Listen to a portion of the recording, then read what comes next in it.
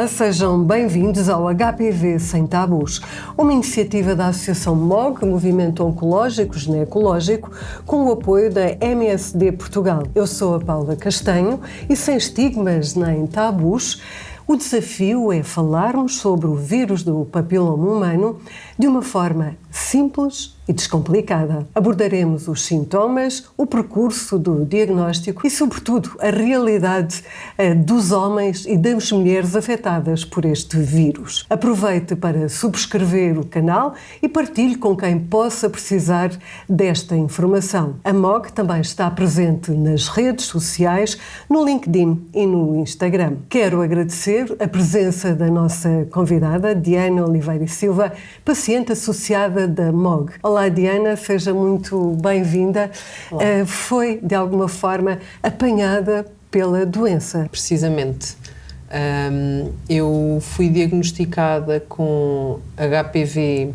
Aliás, eu só soube que tinha HPV já num momento em que já tinha alguns sintomas, nomeadamente sangramento e dores quando tinha relações sexuais, e embora fosse uma pessoa muito cuidadosa que fazia todas as rotinas ginecológicas anuais, ou seja, ia à ginecologista uma vez por ano, fazia a citologia, como já estava nos 40, fazia também mamografia e ecografia pélvica, ou seja, tinha a minha rotina médica em dia, mas aconteceu-me um azar que foi em 2022, quando eu fiz a citologia com o exame do HPV, que foi a primeira vez que eu fiz exame do HPV, porque existem algumas guidelines de não se fazer demasiado cedo, porque uma grande percentagem da população sexualmente ativa tem o vírus, mas o sistema imunitário acaba por tem a ajudar capacidade de combatê-lo.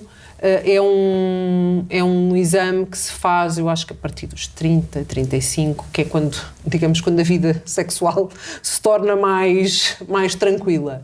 E embora eu tenha feito esse exame em 2022, por alguma razão, assumi que estava tudo bem porque não recebi nenhum aviso nem do hospital nem da minha médica, e um ano mais tarde, então, comecei a ter os tais sintomas, que são os sintomas muito ténues, que é um corrimento rosado, quer dizer, ao início nem sequer se percebe bem se é sangue. Não sabia pensei, se calhar é uma infecção urinária, ou se calhar uma lesãozinha que a pessoa tenha feito durante o ato sexual e que depois acaba por cicatrizar, quer dizer, ainda tive ali um bocadinho.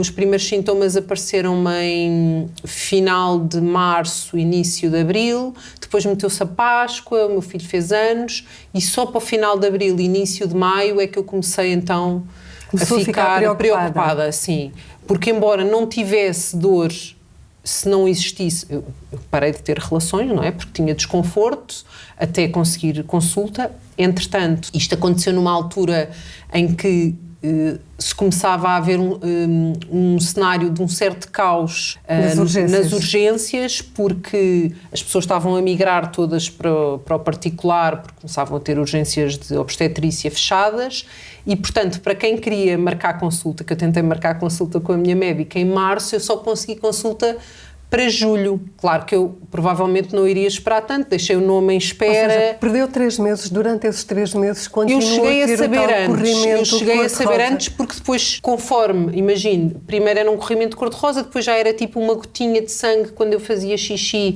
mas se calhar acontecia-me 1 ou 2 vezes por dia. Depois, eu sempre fui uma pessoa muito descontraída em relação à saúde, não sou nada hipocondríaca. Sou otimista em relação à saúde, eu nunca imaginei que viesse a ter uma doença grave ou que viesse a ter um tumor, nada disso. E, portanto, às vezes eu dizia, estou aqui com isto, e até a minha mãe me dizia, isso deve ser uma feridinha, uma coisa daquelas que se queima a laser, tu és tão cuidadosa e estás sempre a ir ao médico, não, tipo, e realmente eu não, ao início não estava muito preocupada. Neste período?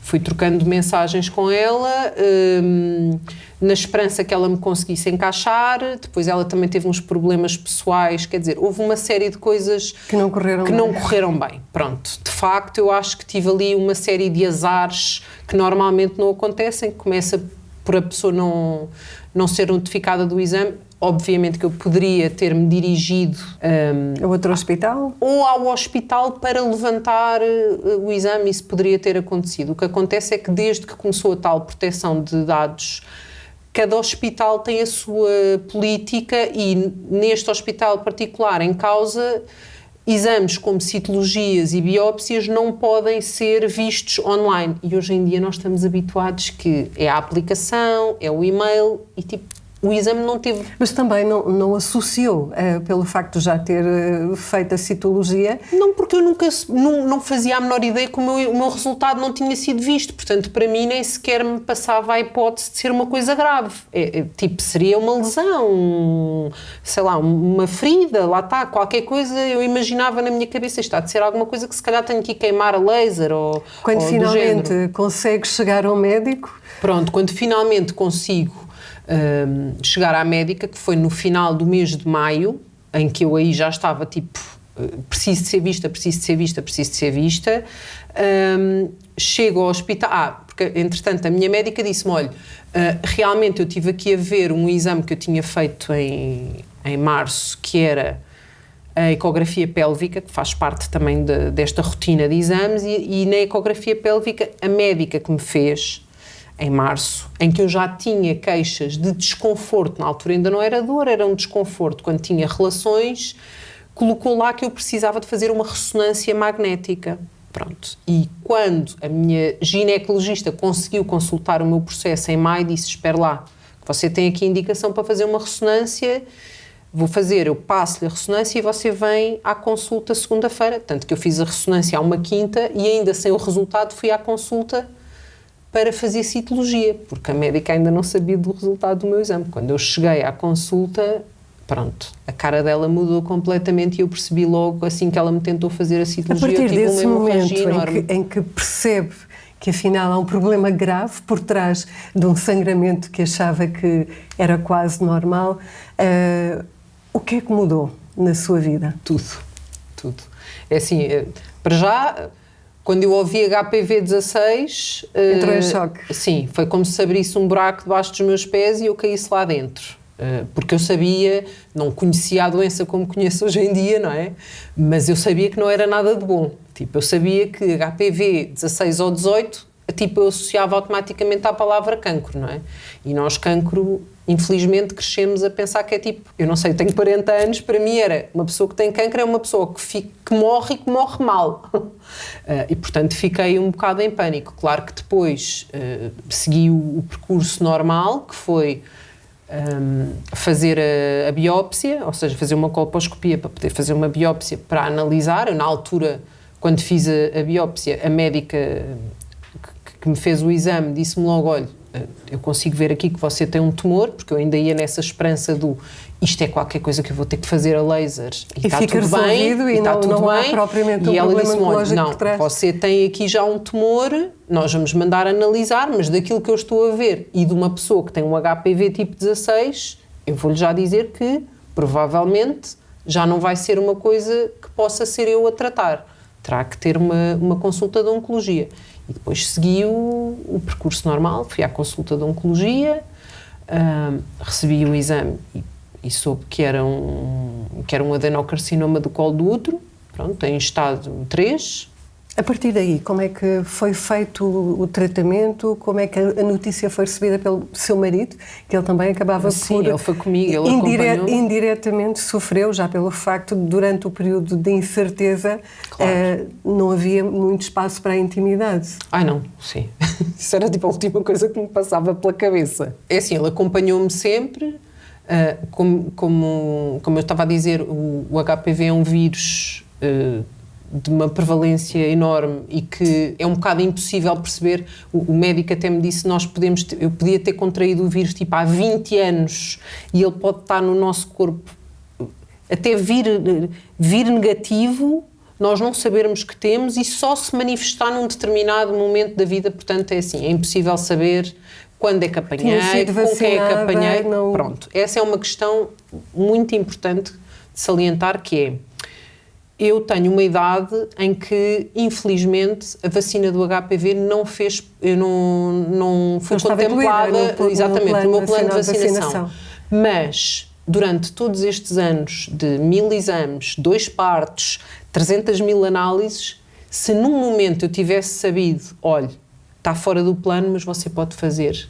Assim, eu não pensava 2 vezes. Foi pura ignorância da minha parte. Tipo, eu sabia que o HPV existia, mas eu não fazia ideia, para já, que era uma coisa que causava o impacto na minha vida.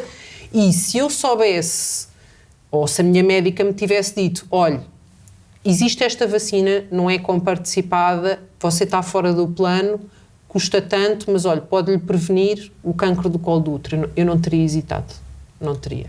Porque eu tenho 2 filhos então, e fiz vacinas fora do plano. Uma falha de comunicação do ponto de vista até da Direção-Geral da Saúde, que devia de ser comunicado que quem não é abrangido pode na mesma pedir para ser vacinado. Precisamente, seja no ginecologista, seja no médico de família, eu acho que é uma coisa que é muito pouco falada.